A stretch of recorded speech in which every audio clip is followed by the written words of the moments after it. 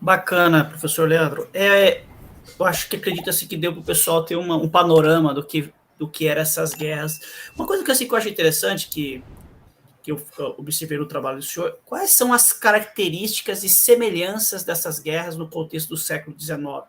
Acho que elas têm, acredito eu, né, elas têm semelhanças e características que diferenciam umas da outra, né? Se o senhor puder falar um pouquinho sobre isso. Perfeito. Eu noto atrás de você aí, um pouco acima da sua cabeça, o Eric Hobsbawm, né? E Hobsbawm, exato, ele mesmo, muito bom. E o Hobsbawm, como outros pesquisadores, o falecido Hobsbawm, né? Como outros pesquisadores, outros historiadores e historiadoras que estudaram o século XIX, sabem que, mesmo o Hobsbawm, que não é um especialista em história militar, mas escreve sobre, né, tem passagens sobre a história militar, né, principalmente, por exemplo, ali no seu Era do Capital, ele vai falar sobre essas três guerras, né, brevemente, né, muito rapidamente, mas são guerras marcadas por um nacionalismo intenso. Mesmo a Guerra Civil Americana, onde nós podemos observar ali, poderíamos pensar assim, poxa, mas é uma nacionalidade só, são americanos, são norte-americanos matando norte-americanos. Ainda assim é possível observar um nacionalismo sulista muito intenso, em oposição a um nacionalismo nortista, né, igualmente bastante intenso. Né? Então são todas elas guerras de uma era do nacionalismo. São guerras populares. Em que sentido? No sentido de trazer um grande envolvimento popular. Né? As populações desses países se envolveram com muita paixão, paixão no sentido de nacionalismo mesmo, se envolveram com muita paixão nesses conflitos. Né? E por isso eles são conflitos de milhares de pessoas, de milhões de pessoas, na verdade. Né? Por exemplo, nós podemos observar na Guerra da Crimeia a mobilização de milhões de soldados, marinheiros, médicos, médicas, enfermeiras, enfermeiros, enfim, né, não só o pessoal militar. Né? Nós podemos observar a mobilização da população civil na Guerra Civil Americana, bem como na Guerra do Paraguai, né, a Guerra da Tríplice Aliança. O Brasil teve que promover uma mobilização popular intensa. Eu gosto de dizer que quem salvou o Brasil na Guerra do Paraguai é a população civil. Tome-se como exemplo o caso dos voluntários da pátria. Né? O que são os voluntários, os né, famosos voluntários da pátria?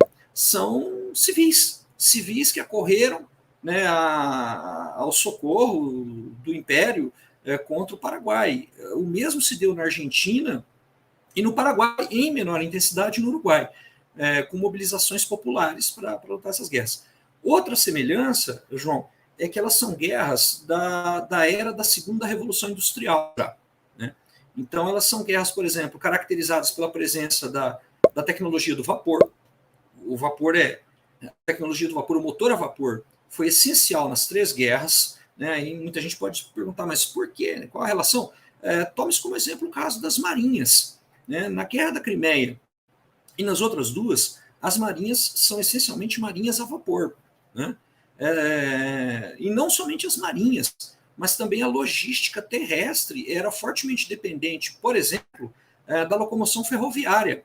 Nas três guerras nós já temos o emprego de ferrovias. A Guerra da Crimeia já tem ali uma ferrovia britânica em operação em território russo. Os russos também fizeram muito uso de ferrovias, no plural, né, para deslocar suas tropas até a Península da Crimeia.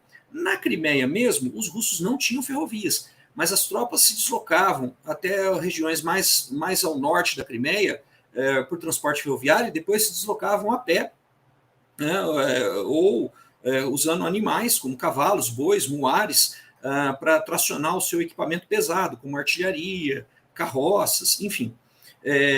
Então elas são guerras marcadas todas elas pela tecnologia do vapor.